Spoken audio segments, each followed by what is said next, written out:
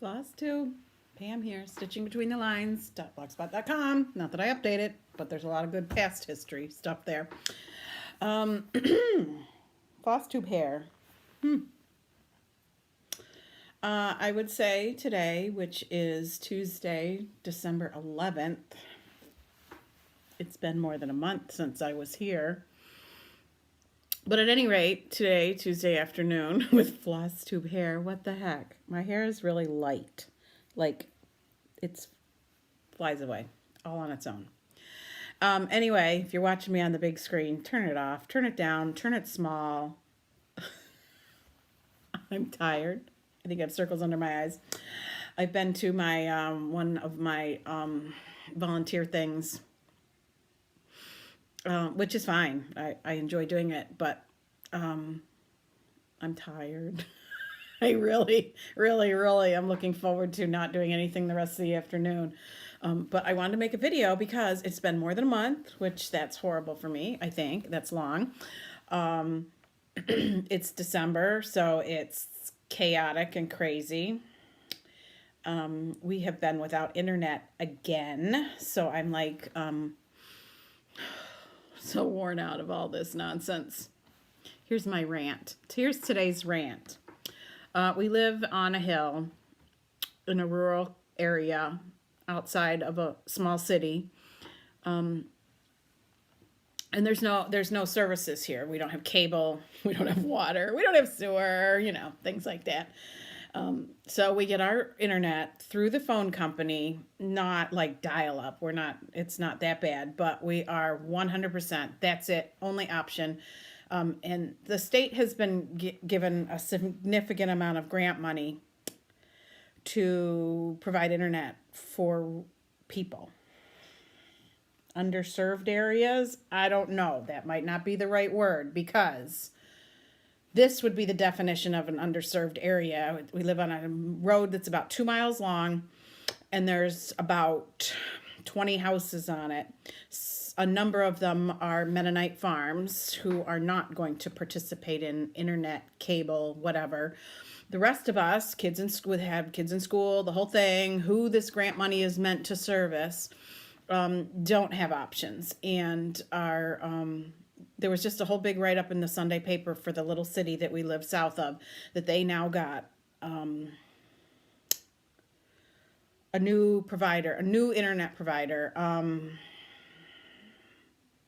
The word escapes me. I don't want to use the company name because it is a small company. And the whole big front page article about how exciting it is that they have provided service to the small city that we live outside of that doesn't have a lack of internet availability or options. And so I was very excited about the article talking about how they plan to provide internet for the whole county wide. It's big brag, small company. We came in, we got tax savings dollars and whatever things went on so that they could provide internet for everybody in the county by the end of 2020, except for rural areas. Really? Seriously? Seriously? Isn't that what that money was for? There should be like some restrictions and requirements that it can't be a densely populated area, that they have to, if they're going to brag about it and get economic development dollars. It's like steam coming out of my ears. In the last month, we've been without internet, half of it. So anyway, it came back on this morning. So anyway, I get to do a lot of other things when I don't have like anything else, no YouTube to watch or Flosstube, none of that good stuff. Anyway, I thought I would take the opportunity to finally make a video. I'm sorry, I am looking at something over here. I have talked a couple times earlier on, probably more than a couple times, about the difficulty I have had uploading videos because I don't have good fast internet, and that YouTube times me out sometimes because maybe it only lets you have 24 hours to upload your half-hour video, things like that. Or I go someplace and use the video, and then I spend 2 hours at the cafe at the grocery store or Starbucks and then it fails after those 2 hours. So there's been a lot of frustration. So I have found a method that works. It still takes time. It still means I generally need to leave the house unless I want to tie up our internet for, 18 hours or whatever. So anyway, I have tried to explain that method to a few people, and somebody else I know is interested. And so at the end of this video, I am going to spend some time talking about that and show some pictures I captured from my screen onto my iPad so that I can show you what the screen looks like, what you need to touch to get it to be the way it is. But first, stitching. There has been stitching. I'm thinking back, what's happened since November 9th, my last video. My husband and I went away for a long weekend, so no stitching. Thanksgiving, which was very nice. I caught a cold, woke up Thanksgiving morning with a sore throat and a cold, so I had that hacking coffee and cold thing for a while. Thanksgiving's not my favorite holiday. It was for a stretch. When my kids were in college, Thanksgiving was one of my favorite holidays because the kids come home, and it's usually the first time home in a semester. And so Thanksgiving I was just delighted to have them home.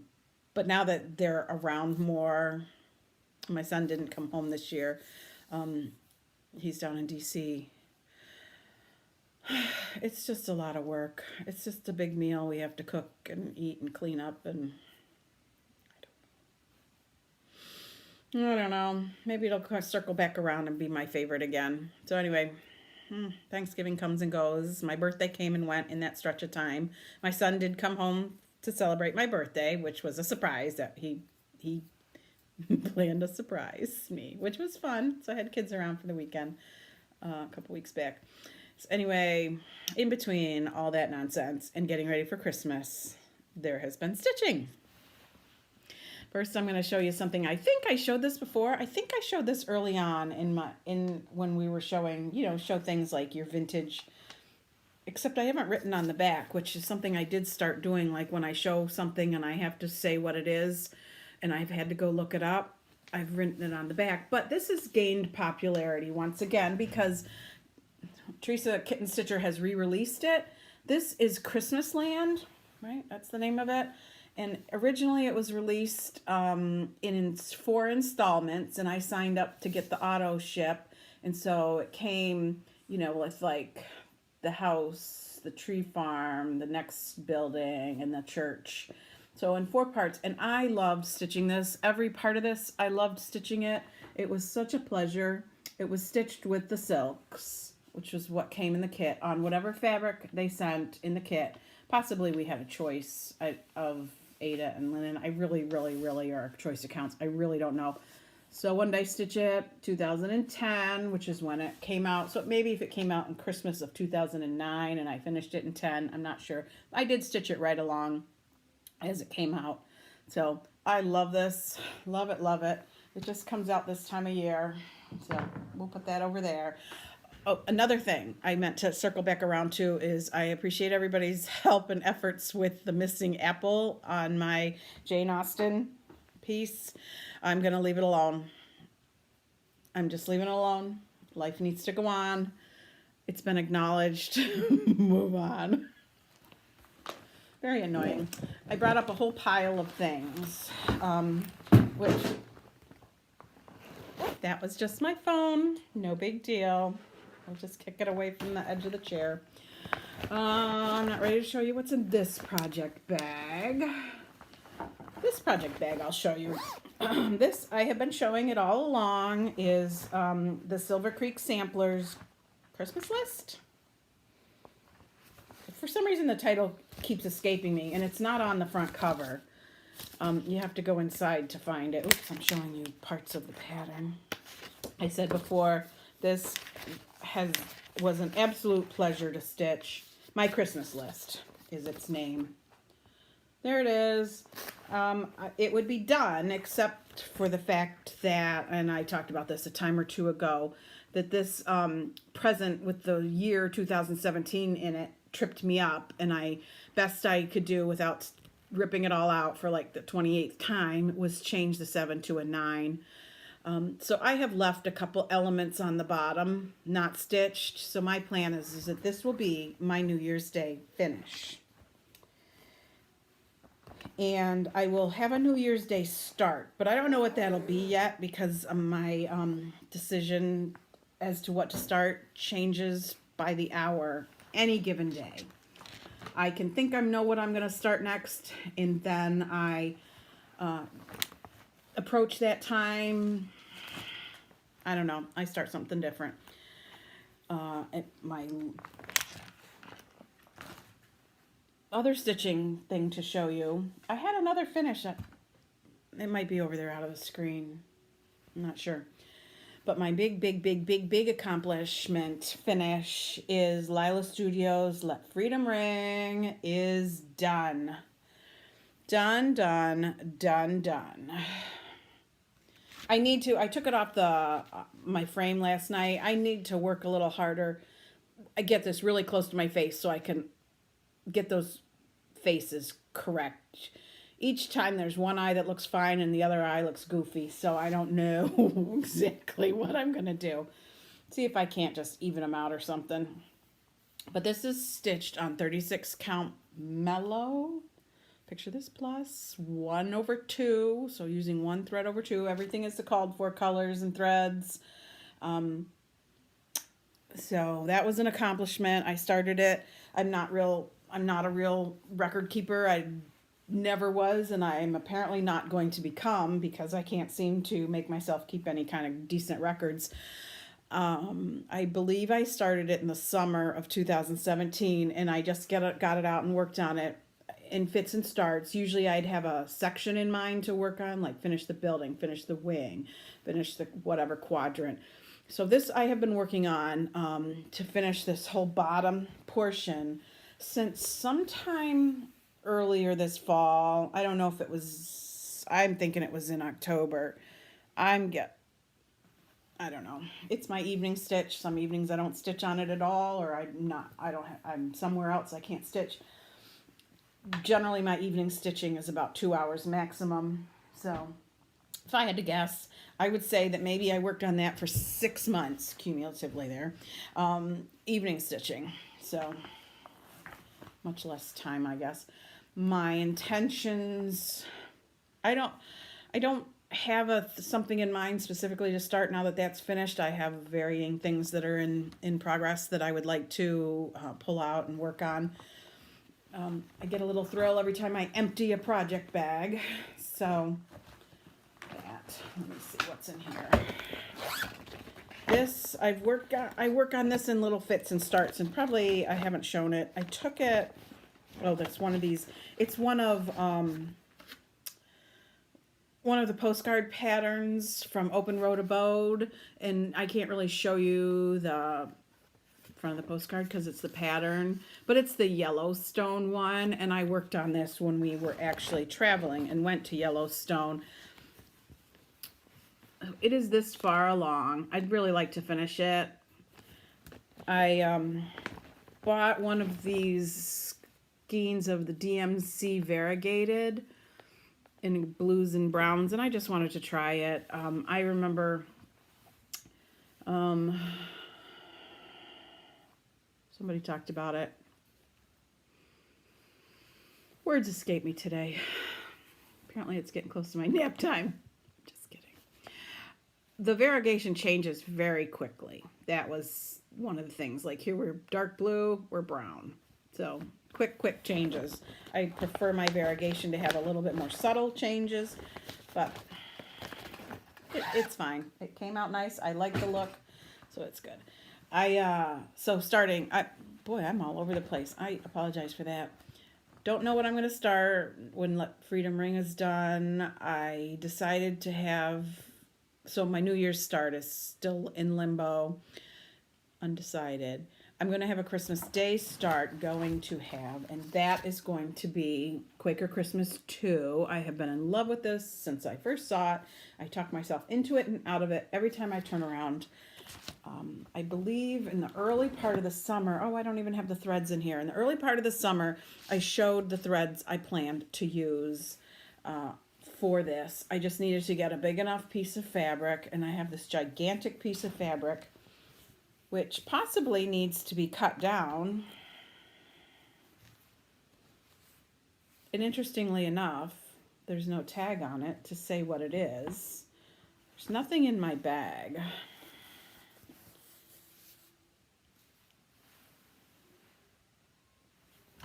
Somebody knows what this is. Somebody can identify this right away. Vintage mocha. I don't know. That'll be very dissatisfying if I really don't know what I'm stitching it on. Anyway, back to my early summer. I went to the old tattered flag, the old tattered flag, I think is the name of it, which is a wool shop up in northern New York, north of the Adirondacks, up in the Thousand Islands region. And she sells some hand-dyed flosses, and I bought enough red and some green to do this in. So the Quaker Christmas 2, looking forward to that as a Christmas Day start.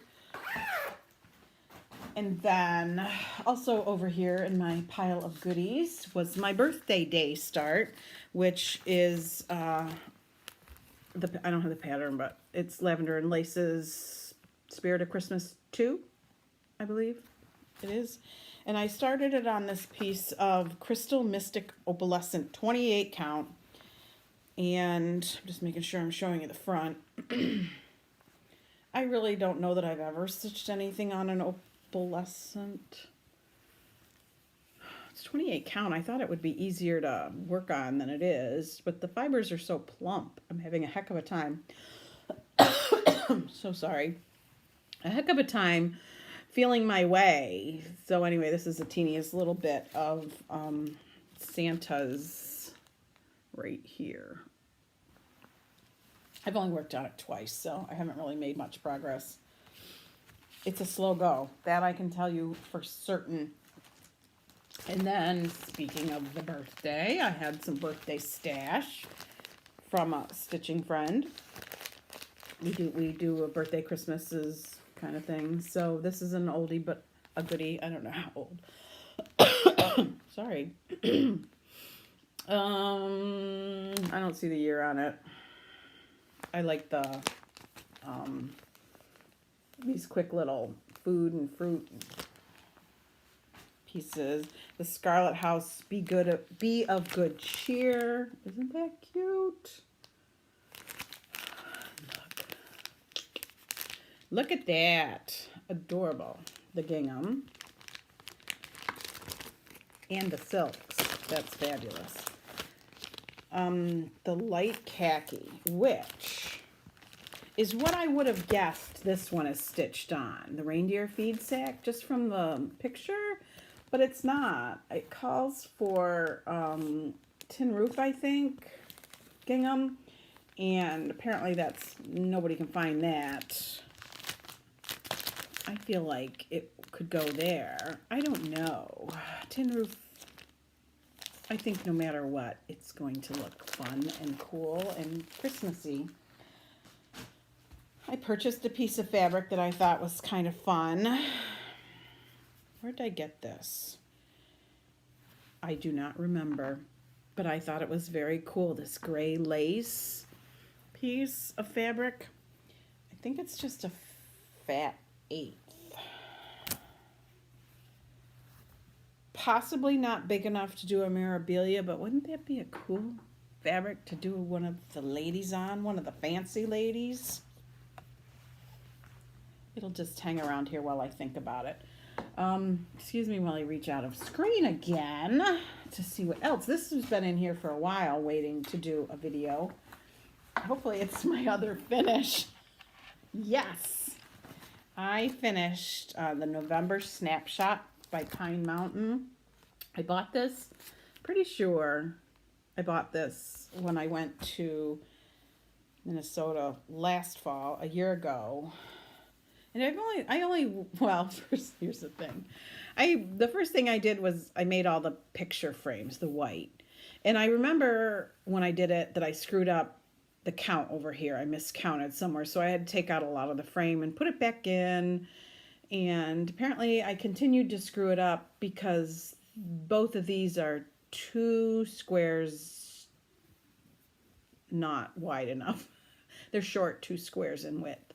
But neither picture is like centered or anything like when you're snapping a photo and trying to center it. So I just thought it's just not going to matter. It just doesn't. It's just whimsical and they're cute and fall, and I thought they were fun. So that is finished. So I have talked before about how I like thread palettes. Another thing I like is a thread ring. Like when you do this, you don't even have to open the ring. You just pull, whatever thread you want, and you just pull thread off it. Super easy. So if there's just this many, which is kind of not enough for a plastic to occupy a plastic box. Plus I have used up all my small and large plastic boxes by kitting up everything under the sun. I put them on a ring. That's too many for a thread palette for sure. And then we all have seen, right, Suzette's The Primitive Stitcher, her new little books with this would be more for overdyes, but you really could put a little bobbin in each of these. But I love these. These speak to me. A library card to put some details. You can clearly, I can fit a whole lot more plastic, little plastic baggies in here, floss away bags, if the project calls for more. And then I've been watching for her Facebook page to post, and I was up way too early one Sunday morning, and she put a little alert up that she was going to have some to post later in the day. So I kept my eye out. It was a busy day. I had, church and then somewhere to go. And so throughout the day, when I could, I just checked back. And when she posted them, I was the first person to be able to get some. So I did show some restraint, and I only bought 3, even though I think I would have liked 23.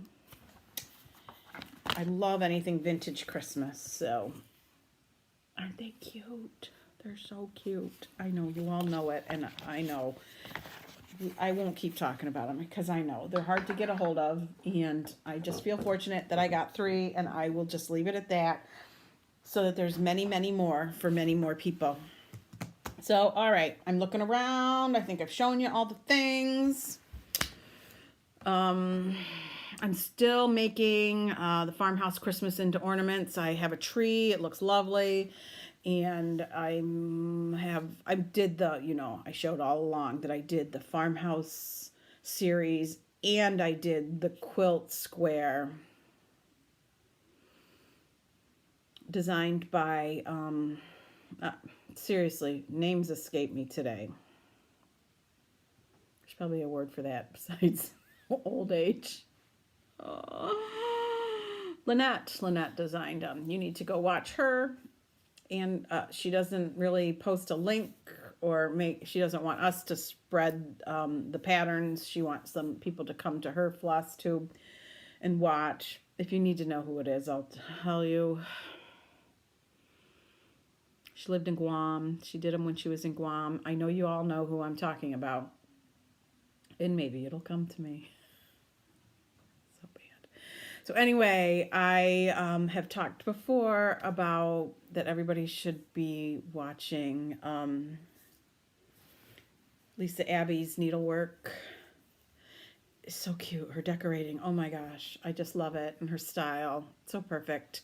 She is working within, I think she's using her iPhone. Lisa, you tell me if I'm wrong.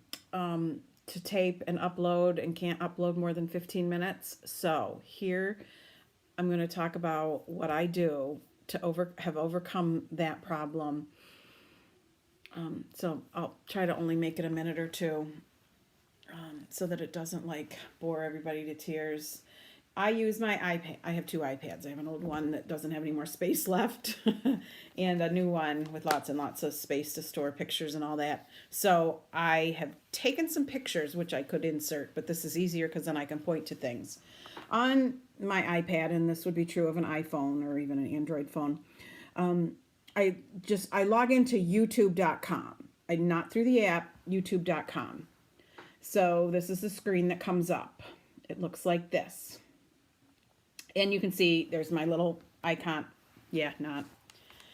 My little icon that shows that I'm logged into YouTube, even when I don't log into YouTube. It just seems to remember who I am. I actually want to be here, youtube.com, and it comes up like this. It actually sometimes asks at the top, do you want to be taken to the app?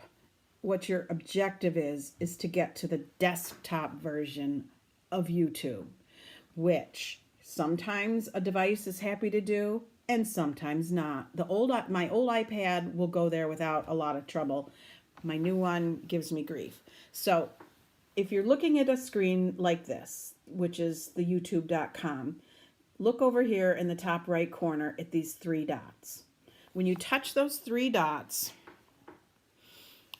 it opens up a little window like this. Oh, it's here and now today. All right, just go slow. There it is. You can also see out the window. There's some choices of what you'd like to do. The next to the last one in the list is the word desktop. Your objective is to get to the desktop version of YouTube. Okay, touch desktop. What you hope happens is that it opens this version of YouTube. So if you're looking at this version of YouTube, you can upload from the video you took on your phone or your device, or you can upload directly from Google Photos. So what I do is I have a Google Photo account, which is an app. It's free. And what it does is it mirrors any pictures and videos that you have taken on your device. And it stores them like on the cloud in the Google Photos mystery place, not on your device.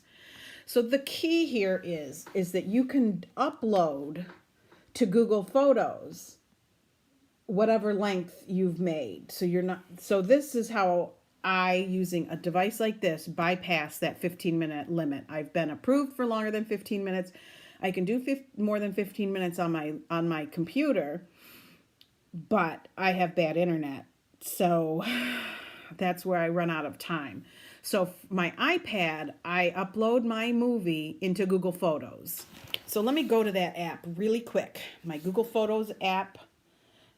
My Google Photos app is showing you the photo that I took. So let's get out of Photos. The Google Photo app, when you go to it, it will show you that it has uploaded or will upload whatever is on your, whatever video you just took, whatever pictures you just took, and it shows you a whole list of all your pictures, just like this. And mine show, because my internet is slow, they show with the little circle and the arrow in a circle, and if you touch it, you tell it to back it up, upload it, back it up. These are already uploaded, but if I touch the picture, these are my girls, we're cutting down our Christmas tree. Up in the corner, there's the option, you touch the little dots up there, and it'll ask you what you want to do, and what you do is back it up. This is already backed up, so that option's not there. And so I hit back up. Now, that does not bypass my crappy internet. That can take a long time. But the difference between uploading to YouTube and taking a long time and uploading to Google Photos and taking a long time is that Google Photos will pause if you move away from internet. So it can be uploading from home, and it can be, I don't know, whatever percentage uploaded. It'll show you a bar across the screen and you see it making its way. I can go from home with it partially uploaded and get to the grocery store and log my iPad on to their Wi-Fi and go back to Google Photos and go back to, let it pick up from where it left off on the uploading, and it can upload while I'm there. And if it's not finished by the time I'm leaving, it will save its place and it'll continue uploading when I am back home. Unlike uploading to YouTube, which every time you are interrupted in your Wi-Fi access, it starts over again. So you're not accomplishing anything. So Google Photos is where I go. I save it in Google Photos, and then I go to YouTube in the desktop version, and it's saved on this iPad in reverse order from when I took the pictures. So I apologize that I seem to apparently need to keep re-looking at what I'm doing. So when I want to upload from Google Photos, I just push the upload over here. This is just a picture, so me pushing it isn't going to make anything happen. And it will go to my my screen of Google Photos, and I can just say, push which one I want it to upload. And it generally uploads relatively quickly. Sometimes I need to walk away from it. Sometimes the bar doesn't show any progress, but progress is really being made. You just need to leave it alone for a while. It was nice back in the day when YouTube used to send you a little email and say, congratulations, you've published a video. It doesn't do that anymore. So I'm left sort of floundering for a little while, wondering if it's gone, as it seems to have maybe stalled out at 37% uploaded. And in reality, it's uploading behind the scenes somewhere, and I will check on my phone. I'll check maybe my YouTube account and there'll be a new video, or I'll get a notification that somebody's viewed it already. So anyway, that is what I do. That's how I do it. My newer iPad doesn't ever want to go to the desktop version. It's got an attitude about such a thing. So I have learned, often I just go to my old iPad and just do it from here, because Google Photos is Google Photos no matter where I log into it. I have learned, since I'm opening YouTube so I can just show you this in real time, that if it won't go to the desktop version, which this is, that arrow right there, if you touch that arrow, it'll bring you to the upload page. Let me see if I can do it. That we just finished looking at. If it won't go to this page, this little share button up here, the one that looks like you're sending it somewhere, you touch that and you scroll through the choices, the bottom choices, and this one right here with the computer screen says request the desktop site, so you can push that and it'll go to the desktop site. So there, I really hope that helps anybody. These things that I just showed you on my iPad should be the same on your phone, on an iPhone, and on an Android. I believe they're pretty much the same.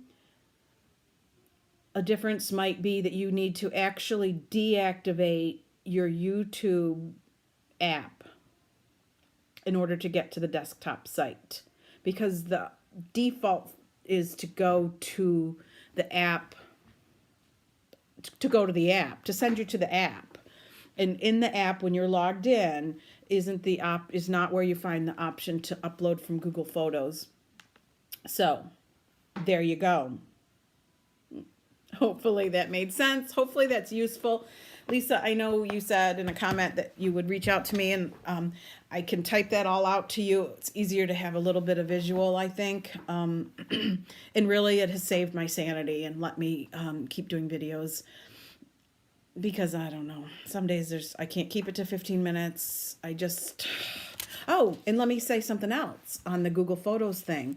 You can video just like we're videoing now, and then put it in iMovies and do all your edits, and then put it back on your in your photo album, just on your iPad or whatever.